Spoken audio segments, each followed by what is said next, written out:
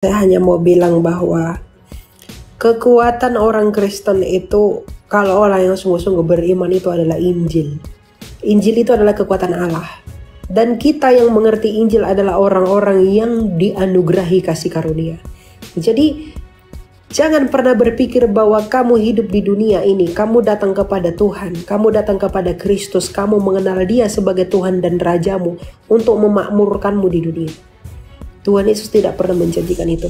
Orang Kristen itu harus bisa menderita. Di dalam Efesus dikatakan bahwa penderitaan Kristus itu menjadi teladan. Jadi orang Kristen, kita yang dikembalikan kepada kerajaan Allah, itu ditarik dari kerajaan dunia ini, maka kita dalam keadaan yang tersisa. Jadi kalau kamu adalah orang Kristen yang hanya Kristen saja, tanpa mengalami pertumbuhan iman, kamu merasa saya datang setiap hari berdoa sama Tuhan, tapi cuma minta-minta saja dan tidak menghayati imanmu dengan sungguh dan tidak mengenal Dia siapa yang kamu imani. Kamu perlu untuk merubah semuanya itu. Karena kamu tahu Dia dengan kamu kenal Dia itu berbeda. Jadi kamu harus kenal Allahmu yang setiap hari kamu datangi untuk meminta itu. Jangan jadikan Tuhan itu sebagai tempatmu untuk mengemis. Karena pada sejatinya Tuhan itu tuh adalah tempat bagi kita untuk berkomunikasi, bukan meminta-minta. Meskipun Tuhan kita bilang, mintalah, cari, ketuklah dan carilah. Tapi hal utama dan terutama yang diwartakan oleh kebenaran ilahi di dalam Kristus itu adalah keselamatan oleh karena kasih karunia di dalam Kristus itu sendiri. Jadi apapun yang kamu lalui, yang kamu jalani dalam hidupmu setiap harinya, kamu tidak akan pernah melihat Allah itu dalam kacamata yang sempit dan kacamata yang miring. Karena kamu sudah memberikan sandaran sama Dia. Apalagi anak-anak muda zaman sekarang, karena cewek muda sekali pindah keyakinan. Karena cowok dia pindah jual Kristus. Karena harta, karena uang, karena jabatan dia hianati Kristus. Itu tidak benar dalam pemahaman kitab suci. Untuk apa engkau memeluk seluruh dunia ini, tapi kamu tidak punya hidup?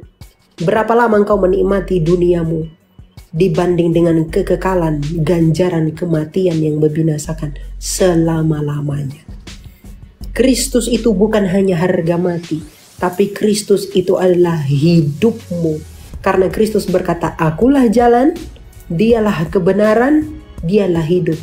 Berimanlah dengan iman yang benar, iman yang bersandar, berpengertian dan berhikmat, bukan hanya iman yang bersandar saja. Itulah kenapa kita datang kepada kalian di TikTok ini, untuk pengajaran itu penting sekali. Jadi jangan pahami Tuhan itu sebagai babumu untuk minta-minta sama Dia. Jadilah seperti Ayub. Kalau Tuhan mau, Tuhan pulihkan. Di dalam doa Bapa kami itu diajarkan, Bapa kami yang di sorga, dikuduskanlah namamu, datanglah kerajaanmu, jadilah kehendakmu, berilah kami ini bla bla bla. Jadi jadilah kehendak Tuhan yang lebih diprioritaskan. Jangan ketika Tuhan belum menjawab atau tidak mengabulkan doamu, kamu protes sama Tuhan, kamu marah sama Dia, kamu mendendam orang, kamu benci sama orang, kamu marah sama Tuhan. Tuhan, apa kok aku nggak dikasih ini Tuhan, ini kok ini dikasih. Layakkah kamu marah? Layakkah kamu protes? Siapa kamu? Kristus saja yang tidak berdosa rela mati di kayu salib. Dan apa yang keluar dari mulut Mesias itu? Ya Bapa, ampunilah mereka. Lalu kamu dan kita yang berdosa ini, pantaskah kita tidak mengampuni orang? Jadi mental sebagai orang Kristen itu adalah the real love. Kasih yang sungguh-sungguh itu yang diajarkan oleh Kristus. Jangan kamu mengaku Kristen hanya bangga Tuhanmu mati untukmu, tapi kamu tidak tahu kematiannya itu kematian yang bagaimana. Karena kitab suci berkata, umatku itu binasa oleh karena kekurangan pengetahuan.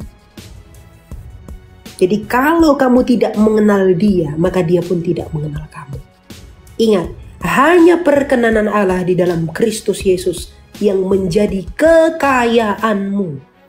Tidak ada di luar dia. Di luar Kristus segala sesuatu adalah sia-sia. Kenapa saya harus mengatakan ini? Saya adalah anak muda. Dan kamu yang nonton ini mayoritas anak muda. Di masa-masa yang akan datang kamu tidak tahu bagaimana imanmu akan dipertaruhkan oleh orang-orang jahat. Tapi jangan sampai kamu melepas satu kancing pun dari ikatan imanmu, biar kamu tidak binasa. Segala sesuatu yang kamu lakukan itu punya ganjaran. Apa yang kamu ikat di dunia itu terikat di surga. Apa yang kamu lepas di dunia itu terlepas di surga. Jadi jangan pernah tinggalkan Kristus, injililah orang lain. Kalau kamu mengaku kamu mengasihi sesamamu, artinya kamu peduli kepada keselamatan jiwanya. Bagaimana agar jiwanya itu diselamatkan? Injili dia. Beritahu mengenai Kristus. Masalah dia menolak atau menerima itu urusan dia. Tapi tugasmu, Tuhan tidak akan meminta pertanggungjawaban kepadamu. Di mana kasihmu atas keselamatan jiwa temanmu yang tidak kamu injili itu. Penginjilan itu adalah mandat dan amanat bagi kita semua sebagai orang Kristen. Jadi menjadi Kristen adalah panggilan untuk ikut menderita di kerajaan dunia, tapi bersenang-senang dalam kerajaan Allah. Itu dua hal yang berbeda. Salib Kristus ke atas membawa kita kepada relasi ilahi, dan salib Kristus ke samping itu adalah menunjukkan proses bagaimana kita berpindah di dalam sesal tobat kepada kerajaan Allah dari kerajaan dunia. Jangan pernah berpikir ketika aku mengikut Tuhan, aku semakin dibatasi. Ketika aku mengikut Tuhan gak enak, aku dibatasi, aku gak bebas.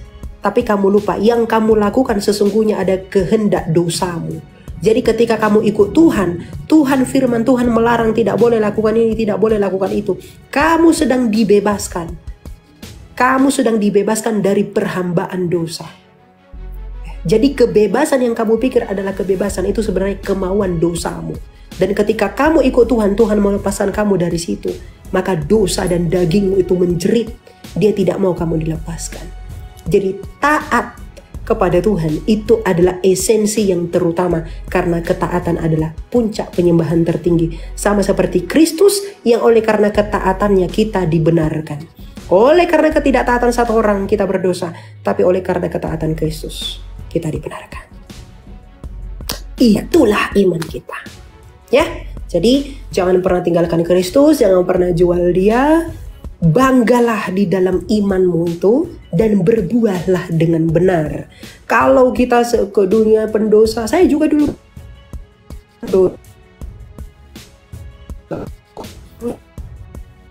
mau berproses untuk bertobat. Tidak ada orang yang tidak berdosa. Jadi kalau kamu sedang perlahan keluar, tinggalkan itu, mulai pandang, arahkan matamu kepada Tuhan. Kamu tidak tahu ketika dia datang seperti pencuri itu kapan datangnya. Gitu ya. Jadi panggilan dan seruan kita pada saat ini itu lebih kepada pertobatan kepada Kristus adalah pertobatan yang sejati yang mendatangkan keselamatan. Itu. Oke? Oke, kalau begitu mungkin begitu dulu ya. Mungkin yang lain dan teman-teman yang belum bisa naik, mungkin kita akan lanjut besok gitu ya. Thank you, Tuhan berkati selalu.